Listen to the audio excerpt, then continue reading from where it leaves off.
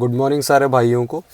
तो आज की वीडियो होगी, जब भी आप नई गाड़ी लेते हो तो सबसे जो इम्पोर्टेंट एसेसरीज़ होती है ना, जो आपको लगवानी ही लगवानी है, उसके बारे में हम लोग बात करेंगे। मुझे क्या लगता है कि जब भी हम एक नई गाड़ी ख़रीदें, चाहे एक टॉप मॉडल हो चाहे बेस मॉडल हो, जो सबसे इम्पॉर्टेंट एसेसरीज़ हैं जो हमें ख़रीदनी है वो कौन सी हैं। तो मैंने वो सारी एसेसरीज़ लिस्ट डाउन कर ली है। तो देखो, सबसे पहले जब भी आप गाड़ी ख़रीदते हो ना, चाहे टॉप हो चाहे बेस हो, ये सब चीज़ें आपको लगवानी ही लगवानी है। तो कुछ जो बेसिक चीज़ें हैं, जैसे मड फ्लैप हो गया, मैट हो गया, आपका सीट कवर्स हो गए, ये सब आप कोशिश करो कि ओईएम से ही लो, सर्विस सेंटर से ही लो, जेन्युइन एसेसरीज़ ही लो उसी कंपनी की। और जिस टाइम आप गाड़ी ले रहे हो उसी टाइम आप उसको इंस्टॉल करवा लो। होता क्या है कि ये सब चीज़ें ना, आप अगर ओईएम से लोगे तो उनकी क्वालिटी थोड़ी अच्छी रहती है। आप आफ्टर मार्केट भी ले सकते हो, बट आफ्टर मार्केट में आपको वो क्वालिटी और वो फिट एंड फिनिश नहीं मिलेगी जो सर्विस सेंटर वाले आपको करके देंगे। ऐसे ही जैसे कि रिवर्स पार्किंग कैमरा हो गया पहला हमारा, बहुत इम्पॉर्टेंट है आजकल के डेट में। आपको जब भी रिवर्स करते हो गाड़ी तो काफ़ी हेल्प करता है। तो मैं सजेस्ट करूँगा ये आप ओईएम से ही लगवाओ। बहुत सारी अच्छी कंपनी है, जैसे ब्लॉक पॉइंट हो गई आपकी, है ना। तो ओईएम से लगवाने को मैं क्यों बोल रहा हूँ, क्योंकि यहाँ पे इलेक्ट्रिकल्स इन्वॉल्व हैं। अगर आप बैक कैमरा लगवा रहे हो, इवन म्यूज़िक सिस्टम भी अगर लगवा रहे हो उसके साथ, तो वायरिंग का वहाँ पे काम आएगा और वायरिंग से छेड़छाड़ होगी। तो आप ये अगर सर्विस सेंटर से करवाओगे तो आपका वारंटी वॉइड होने का ख़तरा सबसे कम रहेगा। और इलेक्ट्रिकल से ना बाहर से ज़्यादा छेड़खानी करवानी भी नहीं चाहिए, अवॉइड ही करना चाहिए। इसलिए मैं बोल रहा हूँ कि ये सब चीज़ें आप, बैक कैमरा हो गया, उसकी इंस्टॉलेशन हो गया, और आपका ये जो म्यूज़िक सिस्टम होता है वो आप सर्विस सेंटर से ही लगवाओ। उसके बाद आपको सबसे पहला काम जो करना है, गाड़ी को सर्विस सेंटर से ही अगर आप ले सकते हो तो वेल एंड गुड। नहीं वहाँ से ले रहे हो, आप ऑनलाइन मंगा सकते हो बाहर से। वो चीज़ है आपका डैश कैम। डैश कैम एक आप बेसिक क्वालिटी का ले सकते हो। फ्रंट का है तो ठीक है, फ्रंट और बैक का है तो बहुत बढ़िया है। और डैश कैम क्या है ना, आपका कभी एक्सीडेंट्स होता है या कुछ भी मिस हैपनिंग होती है तो उसमें बहुत हेल्प करता है। कई बार क्या होता है कि आपकी गलती नहीं होती है, बट उसको प्रूव करने के लिए आपको कुछ तो चाहिए। तो डैश कैम बहुत इम्पॉर्टेंट चीज़ है, ऐसी जगहों पे बहुत काम आता है। बाकी आप लोग रोड ट्रिप्स पे जाते हो तो उसकी वीडियोस हैं, वो सब हैं, वो सेव होती है, आप उनको सेव करके रख सकते हो। तो बहुत सारी इसकी पॉजिटिव्स हैं, नेगेटिव ऐसा सच कुछ है नहीं। और ओईएम से ही लेने के लिए मैं क्यों बोल रहा हूँ, ओईएम से लोगे तो वही, इसमें भी थोड़ा वायरिंग और वो सब जो रहता है वो सब करना पड़ता है। ऐसा कोई वायर कटती नहीं है, बस ये है कि वो लोग इसको खोल के इसको फिट करके पीछे तक ले जाते हैं, पीछे वाले डैश कैम से अटैच करने के लिए। बिना बिना आप उसके भी वो वायर लटकती रहती है, वो भी कर सकते हैं, बट वो उतना अच्छा नहीं लगता। तो इसीलिए मैं बोल रहा हूँ कि आप सर्विस सेंटर से ही अगर मिलता है तो वहाँ से लगवाएं। हालांकि थोड़ा महंगा पड़ेगा वहाँ पे, बट ये है कि फिटमेंट वगैरह अच्छे से हो जाती है। तो डैश कैमरा हमारा दूसरा इम्पोर्टेंट था। उसके बाद आपको गाड़ी आपने नई ली है तो आपको टायर इन्फ्लेटर लेना है।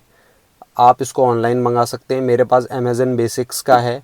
प्राइस मुझे याद नहीं है, लगभग 4 साल हो गए हैं, मेरी पुरानी गाड़ी थी उस टाइम से मैंने लिया हुआ है और अभी भी बहुत अच्छा काम कर रहा है। तो टायर इन्फ्लेटर ज़रूर से आपको रखना चाहिए। आप रोड ट्रिप्स पे जाते हो, कहीं जाते हो, गाड़ी अगर पंचर हो गई तो आजकल सब में ट्यूबलेस टायर्स आते हैं, तो एटलीस्ट उसमें हवा भर के आप उसको नेक्स्ट पंचर वाले की शॉप तक तो ले जा सकते हो। तो इसलिए टायर इन्फ्लेटर होना आपके पास मस्ट है, ठीक है। ये 3 चीज़ें मैंने आपको बताई। उसके बाद आ जाती है चौथी चीज़ जो कि मोस्ट इम्पॉर्टेंट है, वो है पंचर किट। पंचर किट भी आप रखो अपने पास। पंचर किट देखिए, आप किसी हाईवे ट्रिप पे हो या लॉन्ग ट्रिप पे हो, आपका एकदम से पंचर हो गया और मान लीजिए अगले 30-50 किलोमीटर तक आपका कोई पंचर वाला नहीं है, तो आप खुद से उसको टायर को पंचर किट के यूज़ से ठीक कर सकते हो। बहुत इमरजेंसी यूजेस में ये यूज़ होगा, नहीं तो आप टायर इन्फ्लेटर से उसको टायर को इन्फ्लेट करके अपना नेक्स्ट पंचर शॉप तक जा सकते हो। बट इन केस कभी कभी ऐसा होता है कि ना हो आसपास, तो आप उसको यूज़ कर सकते हो। बहुत इजी टू यूज़ होता है, क्योंकि आजकल ना टायर्स जो हैं हमारे ट्यूबलेस आते हैं। तो ये 4 चीज़ें हो गई। उसके बाद कई सारी बेस मॉडल की गाड़ियों में ना ये अपना म्यूज़िक सिस्टम जो होता है, ये जिसमें नेविगेशन वगैरह आता है और ये सब आता है, ये नहीं आता है। मतलब बेसिक सा म्यूज़िक सिस्टम आता है, तो उसमें आपको डैश माउंट रख लेना है। डैश माउंट भी अलग अलग टाइप के आते हैं, ये सक्शन वाले आते हैं, मैग्नेटिक वाले आते हैं, तो वो आप ले सकते हो। अपना फ़ोन लगा के आप नेविगेशन यूज़ कर सकते हो। मोस्टली जो ये आपकी स्क्रीन्स होती हैं, इनका काम एंड्रॉयड ऑटो और एप्पल कारप्ले नेविगेशन का ही होता है, तो आप उसके लिए फ़ोन को भी यूज़ कर सकते हो। फालतू अपने पैसे खर्च करने की कोई ज़रूरत नहीं है। आफ्टर मार्केट जो वो बड़ी बड़ी स्क्रीन्स लगवा देते हैं लोगों को, मेरे को तो कोई ज़्यादा उतना अच्छा लगता नहीं है। हाँ, आपको बहुत ज़्यादा शौक है तो किसी गुड क्वालिटी पे जाइए, सोनी का ले लीजिए या ब्लॉकपॉइंट का ले लीजिए, बट वो भी लेने की मेरे को लगता नहीं कोई ज़रूरत है उसमें। और मैं एक चीज़ तो साफ़ तौर पे मना करूँगा, लोग वो ले लेते हैं चाइनीज़ वाले बड़े बड़े स्क्रीन, उस पर यूट्यूब पे वीडियोस देखते रहते हैं। उस पर यूट्यूब पे वीडियोस चल सकती हैं भाई, वो बिल्कुल भी सेफ़ नहीं है आपके लिए और इवन आपकी फैमिली के लिए। उससे ध्यान भटकता है, तो उस पर वीडियो तो बिल्कुल ना देखें। हाँ, गाड़ी खड़ी है तब आप देख सकते हो, बट ऐसी चीज़ लगानी क्यों जो रिकमेंडेड नहीं है। आप देखिए जितने भी कंपनी के OEM वाले सिस्टम्स आते हैं, इन पे तो वीडियोस नहीं चलती। उसका रीज़न यही है कि वो बहुत अनसेफ़ है। तो मैं तो यही बोलूँगा कि चाहे बच्चों को भी आप दिखा रहे हो, उस पर तो एक गलत मैसेज जाता है, तो उसको मत इंस्टॉल करवाइए, है ना। तो उसके जगह पे आप अपना फ़ोन यूज़ कर सकते हो अपना नेविगेशन वगैरह के लिए। फ़ोन पे भी आपको वीडियोस तो नहीं चलानी चाहिए, तो वो मैं उसके सख्त अगेंस्ट हूँ, ठीक है। उसके बाद हमारा आ जाता है कार हैमर। तो कार हैमर ना कभी कभी क्या होता है कि इमरजेंसीज़ में आपकी गाड़ी लॉक हो गई, ठीक है, आप बाहर नहीं जा सकते और कुछ मिस हैपनिंग हो गई, तो उस केस में कार हैमर, ये जो इसका ग्लास होता है ना, इसको तोड़ना बहुत टफ़ है, बहुत टफ़ है। इवन आप इसको मारोगे ना चाबी से भी, अगर आप अपनी चाबी से भी इसको मारते हो ना इससे, तो ये नहीं टूटेगा। ये ग्लास बहुत टफ़ होता है। तो ग्लास हैमर आता है 300 साढ़े 300 रुपये का अमेज़न में, छोटा सा। वो मेरे को भी परचेज़ करना है, मैंने नहीं किया है अभी। वो आप परचेज़ कर सकते हो, इमरजेंसी यूज़ केस के लिए है। आप ग्लास पे मारिए, ग्लास ब्रेक डाउन हो जाएगा और आप इजीली बाहर निकल सकते हो, या किसी को बाहर आना है तो उसको बाहर निकाल सकते हो, ठीक है। फिर उसके बाद आता है कार डस्टर।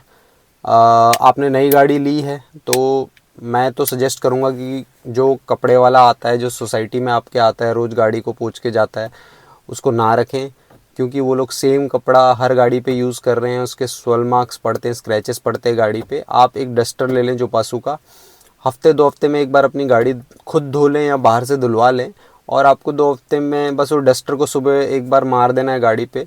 तो जो पासू के डस्टर पे ना माइक्रो फाइबर वो रहती हैं, रेशे रहते हैं, जिस पे कुछ आपका ग्लू सा रहता है, वो डस्ट को एब्जॉर्ब कर लेता है। तो 600-700 रुपये का वो डस्टर आ जाता है और काफ़ी लंबा टाइम चलता है। और मैंने लिया था, मेरे को 1 साल हो गया, अभी भी चल रहा है। हालांकि मैंने उसका रिफ़िल मंगवा लिया है, उसको वॉश करके दोबारा से स्प्रे करना है उस पर, वो मैंने किया नहीं है अभी। अभी भी मेरा चल रहा है। तो डस्टर आप मार सकते हो, सारी मिट्टी निकल जाती है और गाड़ी ठीक ठाक साफ़ हो जाती है। फिर कुछ चीज़ें हैं, जैसे मैंने शुरू में बताया कि आपको OEM से ही लगवाओ आप। फॉग लैम्प बहुत इंपॉर्टेंट है, बेस मॉडल्स की कई गाड़ियों में नहीं आते फॉग लैम्प्स। यहाँ पे भी इलेक्ट्रिकल्स छिड़ रहे हैं, तो आपको फॉग लैम्प एक तो OEM के ही लगवाओ। कितना महंगा पड़ जाएगा, 500-1000 रुपये महंगा पड़ जाएगा, लेकिन और सर्विस सेंटर से ही लगवाओ, ठीक है। 500-1000 रुपये महंगा पड़ भी रहा है तो आप सर्विस सेंटर से लगवा रहे हो, वायरिंग वगैरह वो लोग ठीक से करके देंगे।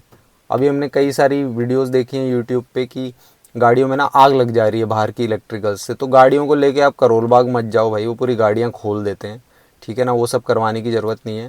फैक्ट्री फिटेड जो गाड़ी आती है उसको खुलवाने की कोई ज़रूरत नहीं है, वो फिर बजने लग जाती है गाड़ी इधर उधर से। और इलेक्ट्रिकल्स तो बिल्कुल मत छिड़वाओ, क्योंकि कंपनी को ना बहाना चाहिए आपकी वारंटी वॉइड होने का। अभी ये गाड़ी है, इसको इसके साथ 4 साल की वारंटी आती है। मैं इन बिटवीन आप लोगों को बताया नहीं, मेरा ना ये ऑटोमेटिक गियर बॉक्स जो है, टॉर्क कन्वर्टर, ये थोड़ा सा हार्ड हो रहा था, तो मैंने सर्विस सेंटर में दिखाया, तो उन्होंने सीधे मेरे से बोल दिया कि सर ये रिप्लेस हो जाएगा अंडर वारंटी। तो देखो, अगर मैंने गाड़ी में कुछ आलतू फालतू छिड़वाया होता, कुछ भी करवाया होता, तो उन लोगों को बहाना मिल जाता। तो ये मेरा पूरा का पूरा जो शिफ्टर है ऑटोमेटिक गियर बॉक्स का, इन्होंने रिप्लेस करके दिया मुझे अंडर वारंटी। इसका 10-11 हज़ार के आसपास कॉस्ट था, ठीक है। ट्रांसमिशन में कोई इशू नहीं था, बस ये जो इसका शिफ्टर है ये थोड़ा हार्ड हो गया था, तो उन्होंने इसको चेंज किया, मैन्युफैक्चरिंग डिफेक्ट बोल के। ठीक है। तो ये फॉग लैंप हो गया। उसके बाद लास्ट जो है वो आजकल जैसे आप देख रहे हो बारिश बहुत हो रही है, तो आप लोगों को क्या करना है, विंडशील्ड वॉशर फ्लूइड जो होता है आपका, वो भी अपने पास एक लेके रखना है। ठीक है, वो मेरे ख्याल से बहुत इंपॉर्टेंट है, उसको बीच बीच में डालते रहिए। और OEM से ही लीजिए, जैसे मैंने इसका स्कॉडा का ही से ही लिया है, 300-400 रुपये का लिया है, वो मेरा 2-3 साल आराम से चलेगा। थोड़ा थोड़ा सा डालना होता है वो, तो वो डाल के रखिए। विंडशील्ड गंदा हो जाता है तो विजिबिलिटी काफ़ी बनी रहती है। उसके साथ साथ एक एसेसरीज़ आप और ले सकते हो, ग्लास की विजिबिलिटी के लिए ना एक स्प्रे आता है अलग अलग ब्रांड्स का, 3M का भी आता है, वैक्सपॉल का भी आता है, आपका टर्टल वैक्स का भी आता है, आप वो भी ले सकते हो। उससे क्या होता है कि पानी ना ज़्यादा देर टिकता नहीं है, रेन रिपेलेंट बोलते हैं उसको ग्लासेस पे, तो वो विजिबिलिटी बढ़ाने में काफ़ी आपकी हेल्प करता है। तो ये चीज़ें आप रखो, ये मस्ट हैव हैं। बाकी फालतू की एसेसरीज़ हैं, मतलब उनका ऐसा कोई क्रोम हो गया, आपके बड़े बड़े स्क्रीन्स हो गए, फिर अलॉय व्हील्स लगवा रहे हो आप, ये सब चीज़ें मत करवाओ यार, खर्चा है। देखो आप गाड़ी खरीद रहे हो, अगर आपने बेस मॉडल खरीदा है या बेस से एक ऊपर वाला खरीदा है, आप इतना उस पर खर्चा कर रहे हो 1-2 लाख का, जब अल्टीमेटली आप वो गाड़ी बेचने के लिए जाओगे ना 4-5 साल बाद, तो वो गाड़ी बिकेगी बेस मॉडल के हिसाब से ही, या बेस के सेकंड टॉप के, तो उसी हिसाब से जिस भी मॉडल की आपने गाड़ी ली है उसी हिसाब से उसकी रीसेल वैल्यू आएगी, ना कि आपने जो जो एसेसरीज़ उसमें डलवाई हैं वो ऐड होके आएंगी। एसेसरीज़ का कुछ नहीं मिलता। ठीक है, आपको शौक है तो शौक भी एक लिमिट तक करो। लोग बड़े बड़े अलॉय व्हील्स लगवा देते हैं, अलॉय व्हील्स लगवाने ही है तो मैं तो बोलूँगा OEM के लगवाओ यार। अलॉय व्हील्स इतनी डेडिकेटेड चीज़ है, आप ख़राब रास्तों से जाते हो, आप चाइनीज़ अलॉय व्हील्स लगवा लोगे वो टूट जाएंगे। इसलिए मैं तो ये रिकमेंड करूँगा कि आप अलॉय व्हील्स भी लगवा रहे हो तो अच्छी कंपनी के लगवाओ। अच्छी कंपनी से आप ज़्यादा अफोर्ड कर सकते हो तो शोरूम में जाके पता कर लो। मैंने स्कॉडा कुशाक के ऐसे ही जनरली ऐसे ही पूछ लिया था, तो मेरे ख्याल से 40-45 हज़ार के टॉप मॉडल वाले अलॉय व्हील्स थे इसके, मोटा मोटी जहाँ तक मुझे याद है 45-50 हज़ार के होंगे चारों टायर्स के। तो इस तरह से कोई लगवा सकता है। और टायर्स की प्रोफाइल ज़्यादा चेंज मत करो, जो कंपनी ने दी है वो बहुत R&D करके दी है, तो मैं तो बोलूँगा उसके साथ बिल्कुल छेड़छाड़ नहीं करनी चाहिए। और आपके एलॉय व्हील्स के साथ भी आपको ज़्यादा छेड़छाड़ नहीं करनी चाहिए कि 22 इंच के लगा लिए, 16 इंच के मेरी गाड़ी में लगे हुए हैं, मैं इसमें 18-20 के लगाऊंगा तो गलत ही है ना। और टायर्स का भी जो प्रोफाइल है, ठीक है थोड़ा बहुत आप कर सकते हो, बहुत थोड़ा सा, लेकिन उससे ज़्यादा मेरे ख्याल से नहीं करना चाहिए। कंपनी ने इतना R&D करके ही इनको बनाया है, तो कुछ सोच समझ के ही बनाया होगा।